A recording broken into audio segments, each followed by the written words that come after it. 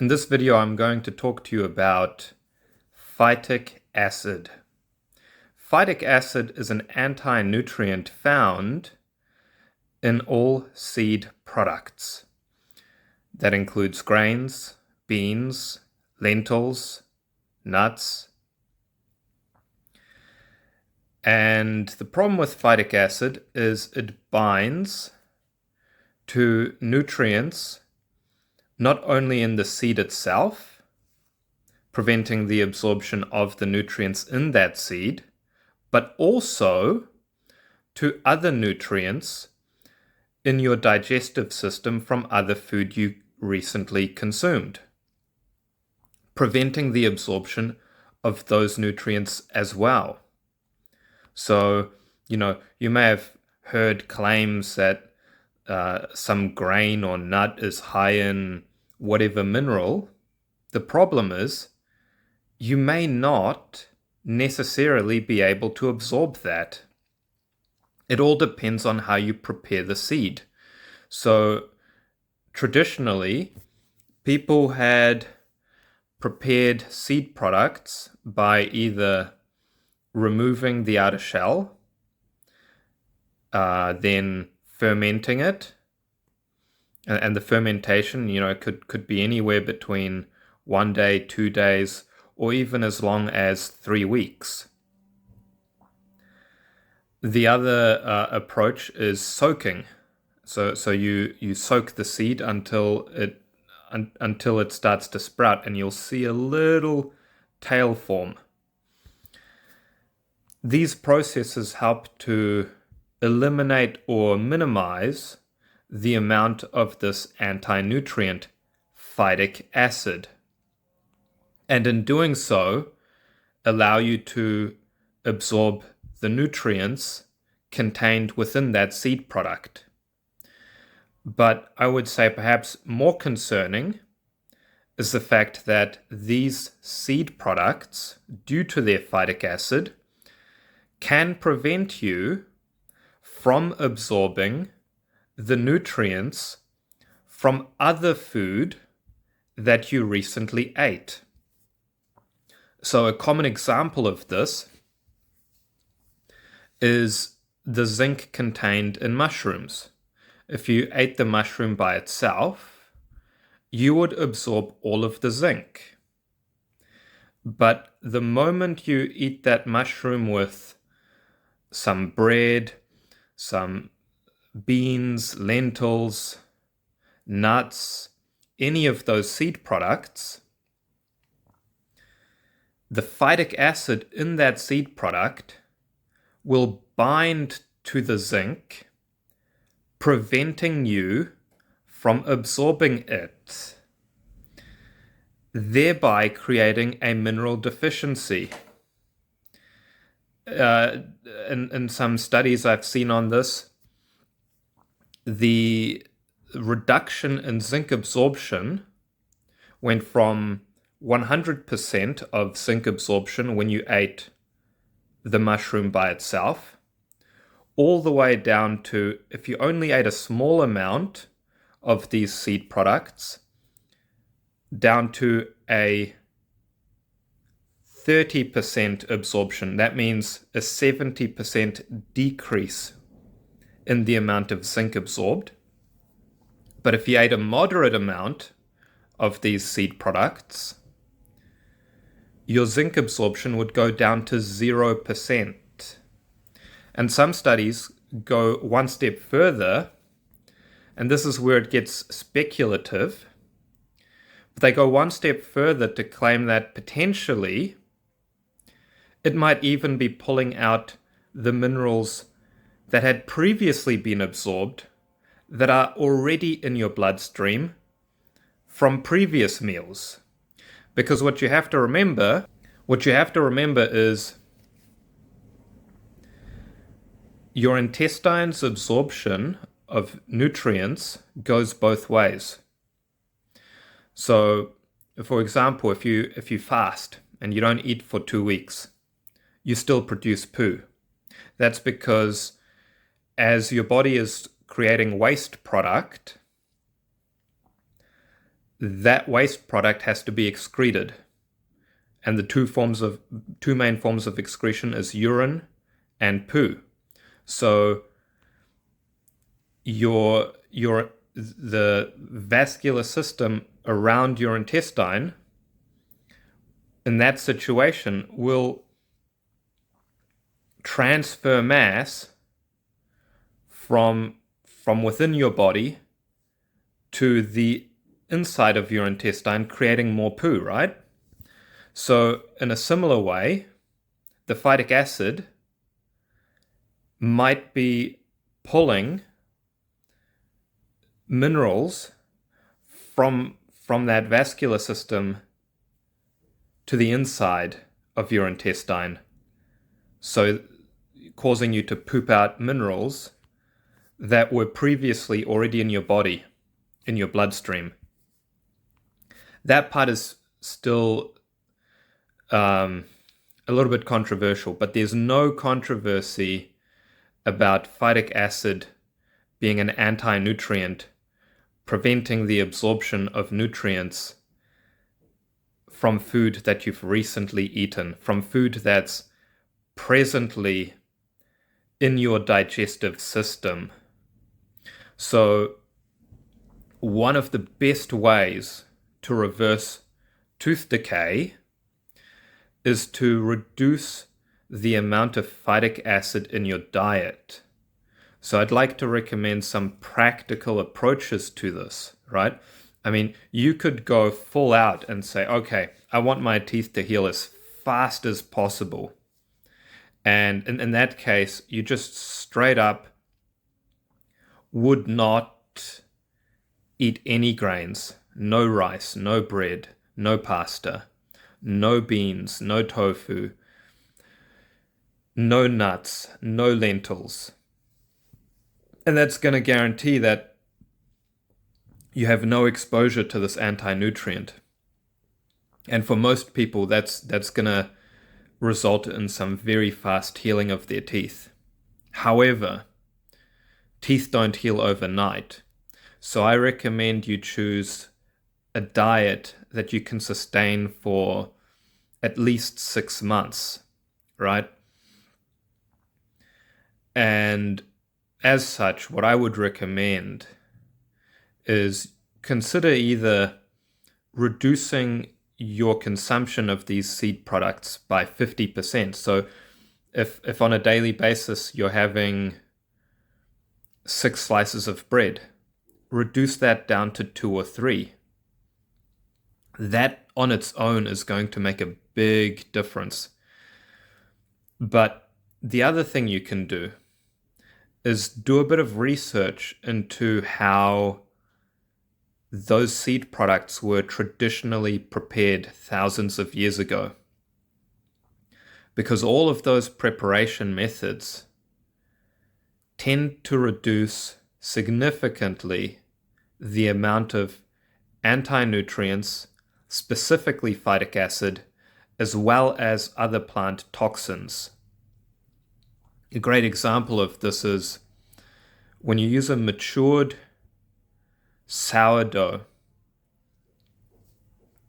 I believe it's called a sourdough starter, the bacterial culture that you use to create the sourdough, right?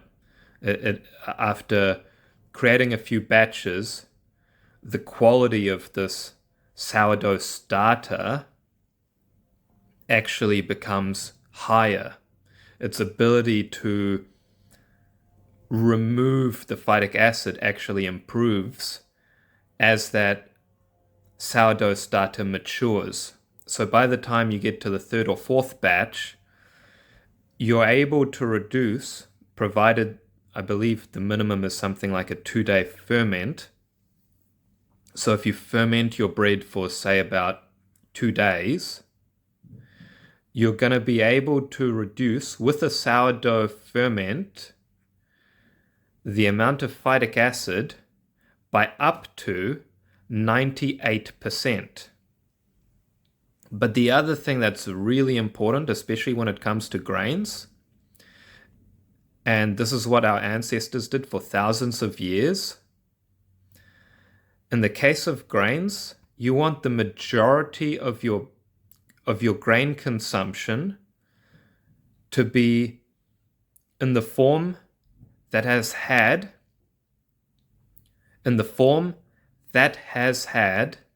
the outer shell removed.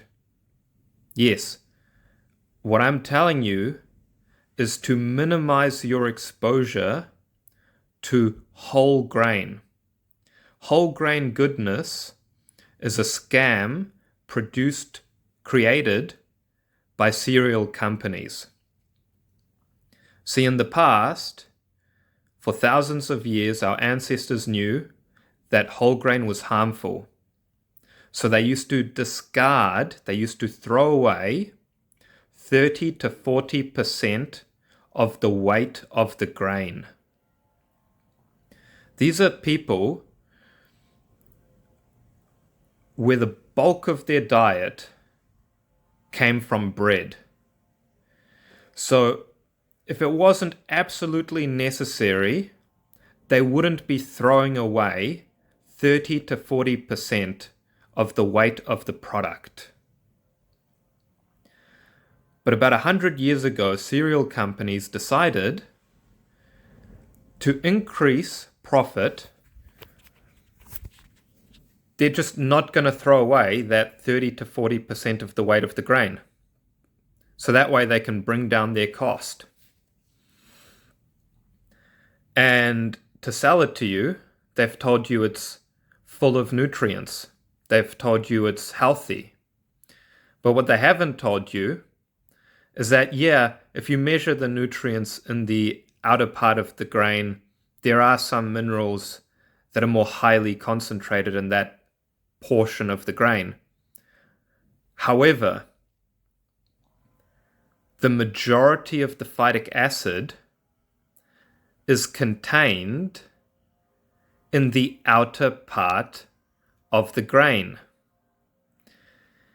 And so because of that, if you consume whole grain, you actually don't absorb these minerals that are supposedly in high concentration in the outer part of the grain.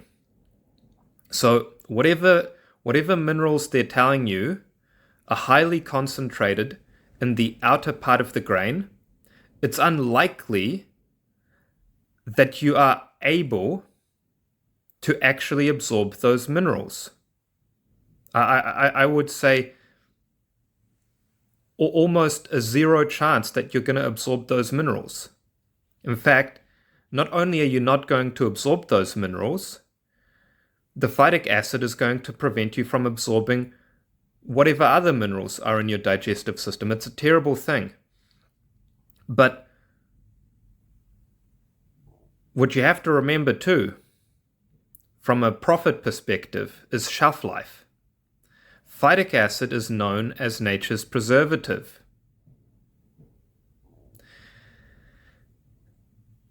So, in nature, phytic acid binds to the nutrients inside the seed. It binds to the nutrients inside the grain, preventing the absorption, preventing those nutrients from being broken down by the surrounding environment. This preserves the state of the seed until the seed is ready to grow into a plant. So ideally the seed wants to be in some damp soil and then it starts growing. But until such time, the phytic acid prevents the decomposition of that seed. It preserves the state of the seed. It prevents its nutrients from being broken down and absorbed by the surrounding environment. That's why you can find grains in the pyramids of Egypt that are 5,000 years old and you can still make bread out of it because they've been kept in a dry environment. The shelf life is indefinite. It's basically forever. However, the moment the seed is exposed to moisture, that activates the phytase enzyme inside the seed. The phytase enzyme breaks down the phytic acid contained within the seed. Once it's finished breaking down all of the phytic acid contained within the seed, the next step is for the seed to start growing, because now the seed has access to its own nutrients. So the phytic acid doesn't just prevent you from absorbing the nutrients contained within the seed. It even prevents the seed from absorbing its own nutrients. So the seed first has to break down its phytic acid. Once it's completed breaking down the phytic acid, it has access to its nutrients. It can then start growing, which is why if you soak a seed and you see that a small tail has formed, that tells you that all of the phytic acid has already been removed. The phytic acid has already been removed by the phytase enzyme. To be precise, I'm not 100% sure if it's 100% of the phytic acid removed, but at least the majority of the phytic acid would have been removed by the time you see a small tail emerge from that seed.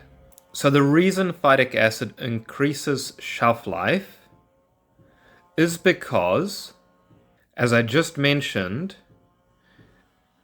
it preserves the state of the seed. So manufacturers love whole grain goodness, because they can make a product out of whole grain, nuts, beans, lentils, and they can keep it on the shelf indefinitely. It's got a very long shelf life. But the moment they sprout it, they ferment it, they do any of those things that our ancestors did for thousands of years, the shelf life becomes very short, maybe 1 or 2 days, and it's stale. And then it starts, getting moldy and whatever. So you can see from a manufacturing perspective, cereal companies love whole grain goodness, and they will do anything they can to make you believe this is healthy. It is not healthy. They've been telling people for about 100 years that this is a health product, and they even went so far as to try to rewrite history and try to tell us that white bread is the result of the Industrial Revolution. It is not the result of the Industrial Revolution. But the best lies sprinkle a little bit of truth in them. And so where they get you is they'll tell you something that's true, followed by a lie. So I believe the part that is true is that during the Industrial Revolution, people made bread that was not whole grain bread whiter. So they would bleach non-whole grain bread to make it paper white. So that's a terrible thing. You shouldn't be bleaching your food. And if you buy grain that has had the shell removed and you make bread out of that, it won't actually be white. So I'm not telling you to eat bread that's paper white. There's probably something wrong with that. But what I am telling you is not to buy whole grain bread. But the other problem you have to remember is that now at the supermarkets, a lot of the bread, especially the bread that comes pre-packaged, pre-sliced in a bag, a lot of that has been made in a factory where they either did not ferment the bread at all, or they say they fermented it, they might even say it's sourdough, but it's only been fermented for about 1 hour. That's not enough. And you might wonder, well, how is it soft and fluffy? Surely that's fermented. Not necessarily. Some of these factories use chemicals to make the bread rise, to make it fluffy. That way they bypass the fermentation process. They save the time. They don't need to ferment it because they can achieve that same fluffy result without the fermentation. But the problem is, without the fermentation, you haven't removed the phytic acid, and you haven't removed the plant toxins contained within the grain. So, people talk about gluten intolerance and all these things, and maybe they are gluten intolerant. But I would bet that the majority of people are actually more intolerant to the other anti-nutrients and plant toxins contained within the seed. Gluten is perhaps the least offensive toxin, component, I should say. Don't want to call it a toxin because it is just a protein. But there are actual plant toxins that occur in nature within the grain, naturally occurring toxins, because these seeds don't want you to eat them, so they're full of toxins. And these are far worse for you than, at least for most people. I mean, if you have celiac disease, it's a different story, but most people don't have celiac disease. For most people, the reason they get ill, they don't feel their best when they eat too much bread, is because of the plant toxins and the anti-nutrients. So then that brings us to the next question. If you're eating less seed products, what should you eat more of, right? I recommend eating more meat. That could be fish, that could be red meat, that could be chicken. Even if it's factory farmed, yes, it's not ideal. It's best if it's free range out in the field. But even if it's factory farmed, it's going to be better for your teeth than any of these seed products. Sure, you can also eat more vegetables and things like that, but the main point is that you should eat less of these seed products, and what you're replacing it with is something that contains nutrients. Don't replace it with ice cream. Don't replace it with lollies, sugar. The sugar thing is interesting because, yes, sugar is bad, and your dentist will tell you don't eat ice cream and things like that. But you could almost make the case that these seed products are more harmful for you than eating ice cream. I'm by no means encouraging you to eat ice cream, okay? By no means. But if you look at some of the older studies that were done on reversing tooth decay through the reduction of consumption of phytic acid, the people in those studies ate dessert on a daily basis, and they still managed to heal their teeth. They still, within a 6-month period, managed to reverse their tooth decay. I am certain that their tooth decay would have healed even faster had they not been eating dessert, had they not been eating ice cream, cake, pudding, whatever. But what I would encourage you to take away from studies like that is not that it's okay to eat ice cream.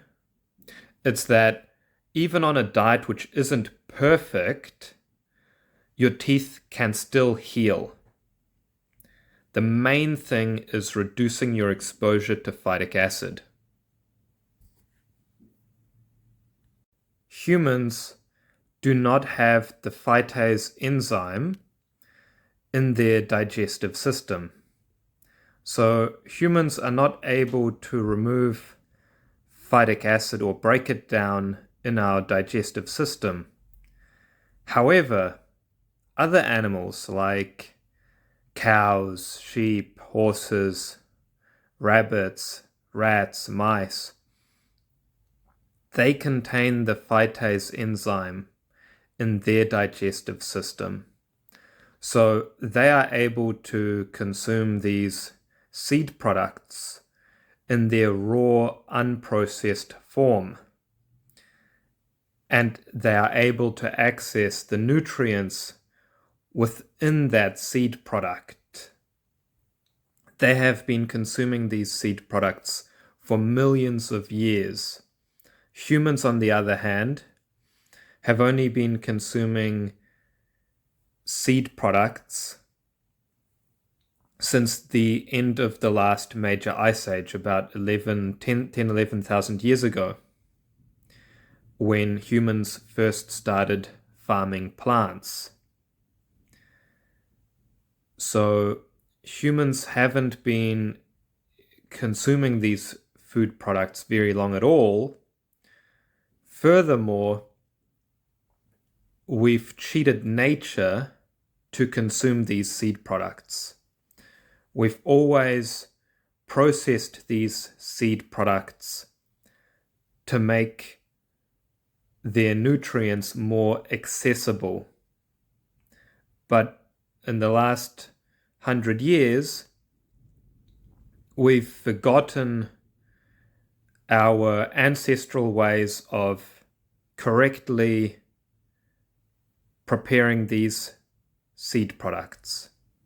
And that's one of the reasons why we now suffer from tooth decay. If you look at the archaeological records of people prior to the agricultural revolution, prior to when humans started farming plants, they never had tooth decay. There's no tooth decay. They all had perfect teeth. And if you look at animals in the wild, they don't get tooth decay either. Tooth decay is unnatural. Humans only started getting tooth decay after we started farming plants.